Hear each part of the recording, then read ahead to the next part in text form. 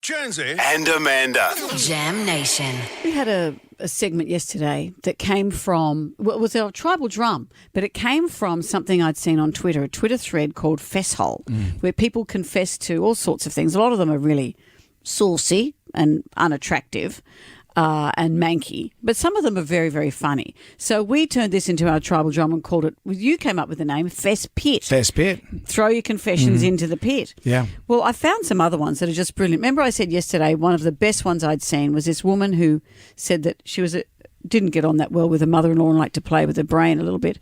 And the mother-in-law was reading The Exorcist and thought it was the most terrifying book she'd ever read. So she was so traumatised by it, she threw it into the ocean. So this woman, her daughter-in-law, went to the shop, bought a new copy of The Exorcist, ran it under the tap so it was wet and put it back beside her bed like the devil had returned the book. That's pretty dark. What about this one? I saw this one last night. I pooed myself while I was out walking. I pulled off my boxers and lightly buried them in a wood. A year or so later, a body was discovered in the same wood. Thinking my soiled underpants might be found as evidence, I went to the police station and explained. They're probably still laughing. Isn't that amazing? Because that's the sort of thing you'd see in a TV and a movie where, incidentally, you're tied to a murder. You think, how do I tell them all I've done is pooed my pants?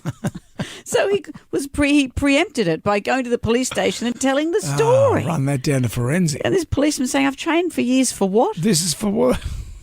Here's another one. They don't all have to be bodily functions. I was gasping for a hot drink one night. I had no tea bags and I'd run out of coffee.